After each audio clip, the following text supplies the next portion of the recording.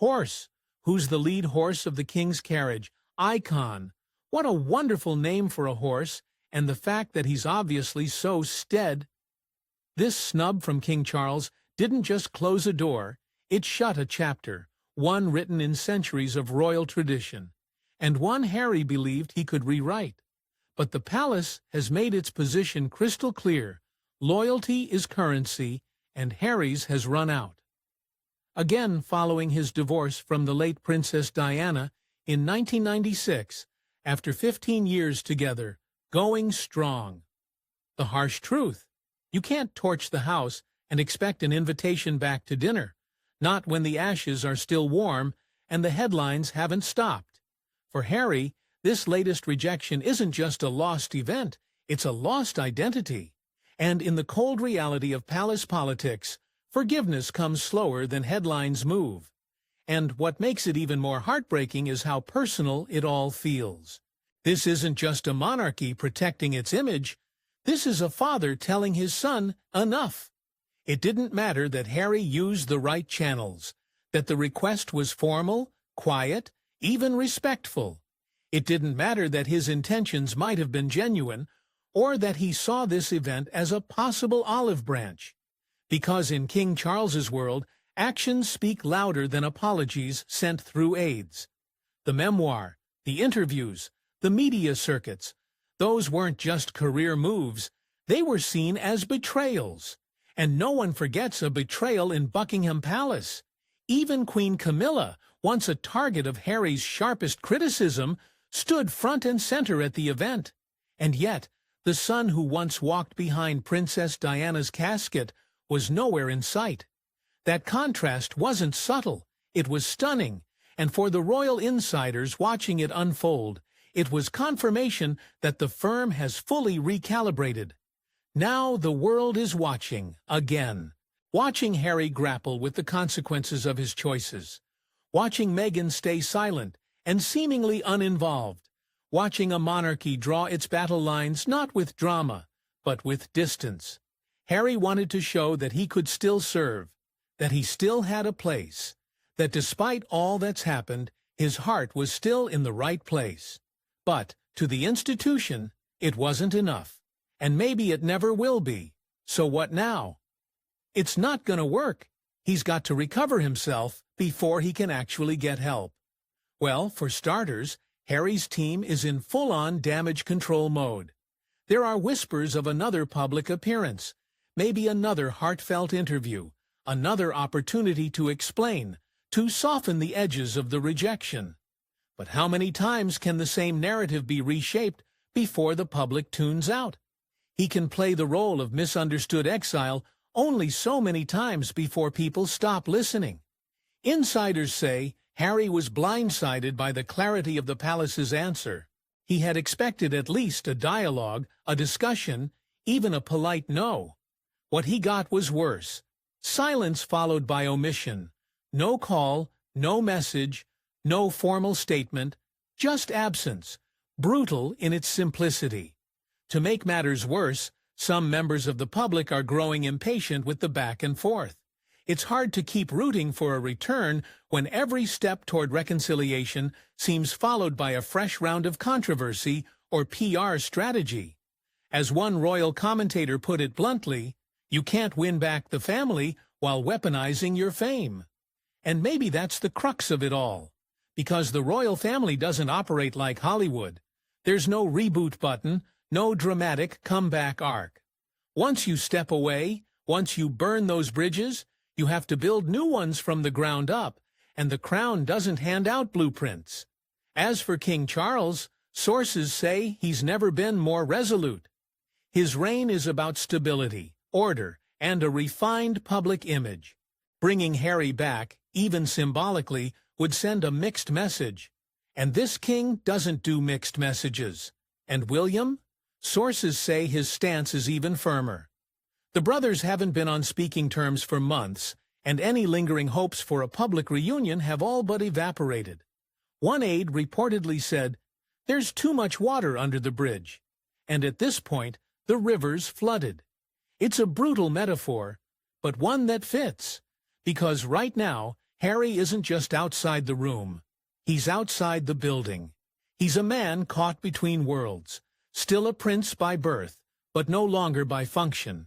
Still a global figure, but no longer a royal insider. The title is there, but the trust is gone. And trust, especially in the royal family, is everything. What Harry does next will define him. And the winger, they've now lost more staff members, 6 more staff members. He can either continue trying to reclaim a past that no longer wants him, or he can finally stop knocking on closed doors and start carving out a future that doesn't depend on them opening. The sympathy card has been played. The outsider's story has been told. Now, it's time for something else. Something real. Something earned. Because if this foundation event showed anything, it's that the royal family has moved on. Quietly, gracefully, but definitively. And whether Harry likes it or not, so has the world. But Harry? He's still stuck in the echo of the door slamming shut. What makes this moment so defining isn't just the rejection itself. It's how symbolic it is of everything that's been building up for years. From the infamous Oprah interview, to the Netflix series, to the explosive memoir Spare, Harry has steadily positioned himself as the royal outsider, the truth-teller, the disruptor. But disruptors only work when there's still a bridge to the world they're disrupting. Once that bridge burns, you're not a disruptor. You're just alone. And now Harry is facing that isolation full throttle. Back in Montecito, the royal drama doesn't get him sympathy anymore. The American public, once fascinated by the fairy tale turned tragedy, is moving on. Hollywood buzz is fading. Invites are slowing. The Sussex shine is dimming. His charitable endeavors, which were once hailed as fresh, global alternatives to the traditional royal mold, now feel like reruns of a brand that's failing to evolve. Archwell, his nonprofit, has struggled to gain real traction. Major initiatives are vague. Impact reports feel padded with platitudes. The work is happening, sure, but not at the scale he promised. And that lack of tangible progress? It mirrors the wider frustration with Harry and Meghan as a whole. They came in with massive potential, huge platforms, global reach. And yet, 4 years later, what's the legacy? Back in London, the palace doesn't even pretend to make room for them anymore. Insiders say Charles has adopted the out-of-sight, out-of-mind approach when it comes to Harry. William, reportedly, has written off reconciliation altogether. And even Camilla, once wary of Harry's media power, now feels emboldened by his descent into tabloid fatigue. But here's the part that's both fascinating and tragic. Harry doesn't seem to see the finality of it yet. According to one source close to his circle, he still believes there's a path back. That time will heal the wounds. That his father, deep down, wants a reunion. Maybe that's true, but royalty doesn't work like therapy. It works on image, tradition, and loyalty. And if you crack that foundation, you're not just breaking trust, you're altering the architecture. And so this foundation snub isn't just a snub, it's a structural rejection. A red line drawn with palace-grade ink, the optics of the King's Foundation event were perfect. Charles surrounded himself with people who represent consistency, dedication, and loyalty.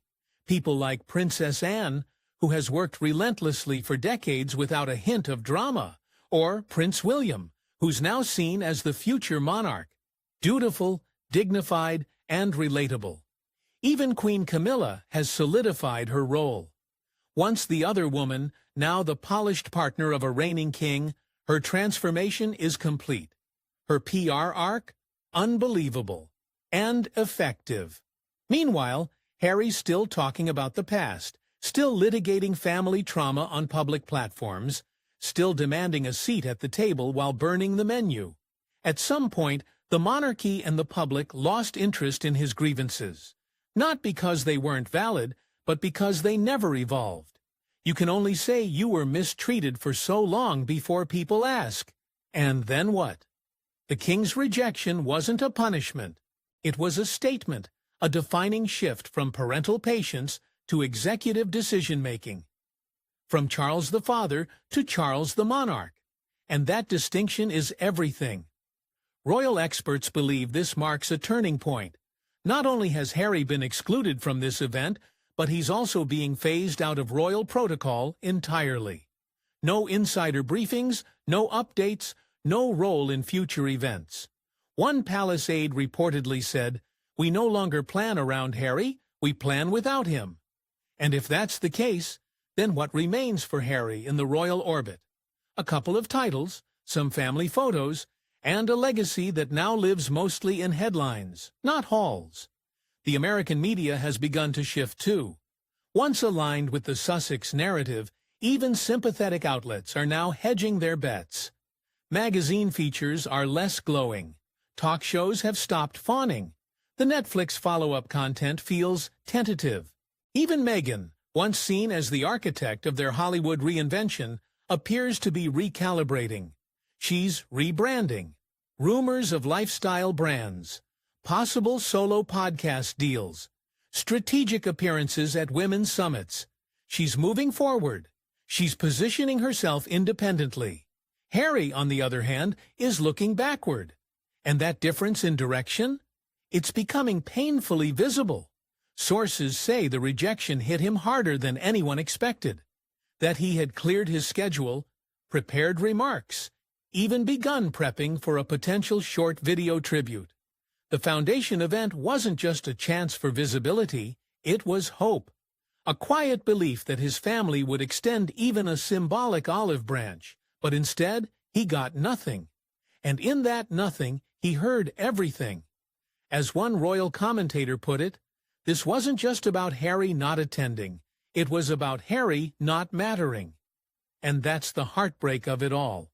For a man whose life was once mapped by royal expectations, who stood beside his brother at global events, who served in the military with distinction, who carried the emotional weight of Diana's legacy, this new reality feels like a razor. But maybe it's also a necessary break. Because the truth is, as long as Harry keeps one foot in the royal world, he can't fully stand in his own. The constant pull toward palace drama, the attempts to course correct through interviews or insider memoirs, they're not solutions, they're distractions. To build something real, something lasting, Harry has to decide what kind of man he wants to be outside of Buckingham Palace, outside of titles, outside of the family he once knew. This rejection could be the best, worst thing that ever happened to him. Because now, finally, the illusion is shattered. The door isn't cracked open, it's bolted shut. And that kind of clarity, as brutal as it is, could be the freedom Harry's been claiming he wanted all along. But to use it, he'll have to stop asking for a seat at the royal table and start building his own. What makes this moment so defining isn't just the rejection itself. It's how symbolic it is of everything that's been building up for years. From the infamous Oprah interview, to the Netflix series, to the explosive memoir, Spare, Harry has steadily positioned himself as the royal outsider, the truth-teller, the disruptor. But disruptors only work when there's still a bridge to the world they're disrupting. Once that bridge burns, you're not a disruptor. You're just alone. Time is the Prince of Wales. And just very quickly, is there any sense that William and Harry talk to each other again? There's no sense at all. No, no, no, no. At the moment, again, and now, Harry is facing that isolation full throttle. Back in Montecito, the royal drama doesn't get him sympathy anymore. The American public, once fascinated by the fairy tale-turned tragedy, is moving on. Hollywood buzz is fading. Invites are slowing. The Sussex shine is dimming. His charitable endeavors, which were once hailed as fresh, global alternatives to the traditional royal mold, now feel like reruns of a brand that's failing to evolve. Archwell, his non-profit, has struggled to gain real traction. Major initiatives are vague. Impact reports feel padded with platitudes. The work is happening, sure, but not at the scale he promised. And that lack of tangible progress? It mirrors the wider frustration with Harry and Meghan as a whole. They came in with massive potential, huge platforms, global reach. And yet, 4 years later, what's the legacy? The optics of the King's Foundation event were perfect. Charles surrounded himself with people who represent consistency, dedication, and loyalty. People like Princess Anne, who has worked relentlessly for decades without a hint of drama. Or Prince William, who's now seen as the future monarch. Dutiful, dignified, and relatable. Even Queen Camilla has solidified her role. Once the other woman, now the polished partner of a reigning king, her transformation is complete. Her PR arc? Unbelievable and effective. Meanwhile, Harry's still talking about the past, still litigating family trauma on public platforms, still demanding a seat at the table while burning the menu. At some point, the monarchy and the public lost interest in his grievances. Not because they weren't valid, but because they never evolved. You can only say you were mistreated for so long before people ask. And then what? Even his children are not getting a seat at the table. And little Miss Victim, Meghan, is not very pleased. According to The Guardian, Prince Harry wanted his children's HRH titles, his and Her Royal Highness, to be included on their passports. Why? So that they could choose later whether they want to step into royal roles. You know, after they've been raised in Montecito, away from all the pomp, all the protocols, and all the scrutiny. It's giving have your cake and eat it too, but with royal monograms and imported jam. Now, obviously, this little bombshell did not go over well. One royal source put it plainly: you can't keep throwing stones at the crown and expect to get invited back to wear it. And really, what's the end game here? Meghan and Harry walked away. They were adamant about wanting privacy, freedom, and the American dream. So why now, in the middle of Netflix deals, failed brand launches, and a rapidly fading spotlight? Are they suddenly angling to keep their children connected to the royal machine? There's Lilibet, a candid shot at her birthday celebration. Let's be real. This isn't about Archie and Lilibet's right to serve the crown. It's about legacy. It's about leverage. And it's about brand control. Because, let's face it, being a royal, even from 5,000 miles away, still carries currency. Meghan's lifestyle brand, as ever, is already riding the coattails of her Duchess title. It launched in chaos. Sure, but you better believe it's still selling royal-inspired raspberry jam and tea like it was made in the Queen's own pantry. The logo looks like it's one hummingbird away from a Windsor coat of arms. And let's not forget how Meghan and Harry are being absolutely roasted in the American media over that launch. Puck News called it a lazy short-term solution. Industry insiders are leaking that she passed up smarter behind-the-scenes investments to chase that Montecito Gwyneth energy. The word on the street? She doesn't want to be relatable. She wants to be regal, but the execution? Total amateur hour. So while the brand flops and the headlines fizzle, suddenly there's this talk of Archie and Lilibet keeping the royal door open. Why? Because nothing sells like royalty, especially when it's distant, mystical, and marketable. But this plan? This let the kids decide later idea? It completely ignores how monarchy actually works. Royal roles aren't a Netflix reboot you jump into when it suits you. There are expectations, traditions, protocols, and yes, consequences. And no one knows this better than Prince William.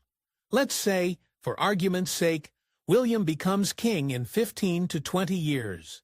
Are we really to believe he's going to let his estranged brother's kids, who've been raised in the U.S., have little to no connection with the British public, and have grown up watching their parents sue tabloids and criticize the monarchy?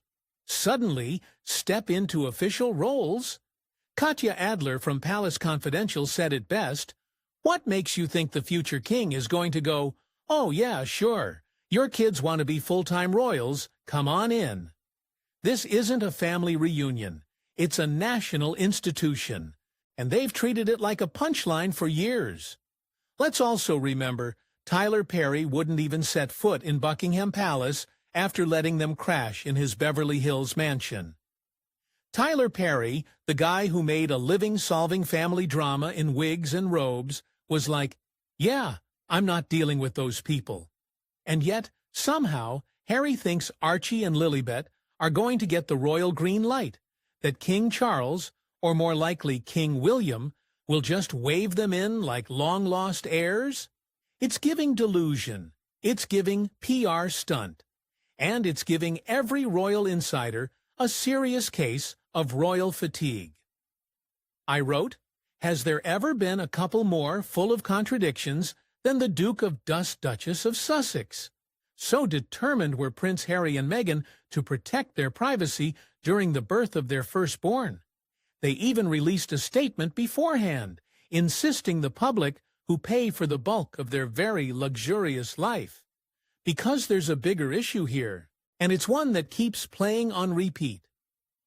Harry and Meghan want the perks of royal life without the accountability. They want to be both rebels and heirs, critics and insiders, California royals with Montecito Zen and London clout. But that balancing act? It's not only exhausting, it's impossible. Even their closest allies are confused.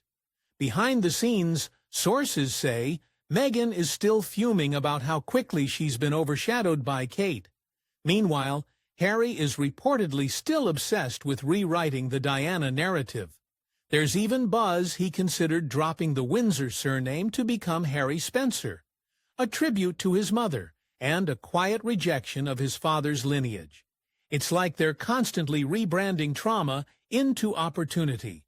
But this latest plan, trying to preserve the royal path for their children while burning every bridge on their own, might be their boldest contradiction yet. Because you don't get to torch the family house and then reserve a guest room for your kids. That's not how monarchy or maturity works. And let's not forget the optics here. You can't claim the palace is racist, emotionally abusive, and indifferent to your well-being, and then suggest it's a good idea for your biracial children to work there. That's not empowerment. That's exploitation. The very thing Meghan once accused the firm of doing to her. Strictly come down to me. And honestly, if this is any indication of what 2025 has in store for the Sussexes, we might want to buckle up. Because this royal drama, it's far from over. So while Harry's somewhere in Montecito reportedly breathing into a paper bag and Meghan's refreshing her crisis PR team group chat, across the pond, Prince William is getting praised for showing some spine. And not just from the usual royalists. We're talking a couple of weary A-listers who are just tired of dodging, "What do you think of Harry and Meghan?" questions on every red carpet. One source from inside the BAFTA planning team was quoted saying, "It's just easier this way. No drama, no distractions," which is British for "Thank God William finally said no." But now the million-pound question, is this the start of a permanent freeze-out? Like, are we witnessing the quiet, uncomfortable retirement of the Sussexes from elite UK events altogether? Because Harry wasn't allowed into BAFTA, and other institutions might just follow suit. Think Wimbledon, Royal Ascot, even the Royal Variety performance. You know, the whole shiny circuit of British prestige. And this wasn't just a one-off moment. Let's not forget that Harry's recent attempts to reintegrate, little surprise trips to the UK here and there, quiet talks with Charles, even those speculative, maybe Harry will show up at Trooping the Colour headlines, have mostly fizzled into, well, nothing. In the end, Meghan and Harry might find a way to get a seat at the table, or make sure Lilibet and Archie do. But the chances that would happen is quite slim. and we'd be here to bring you all the details.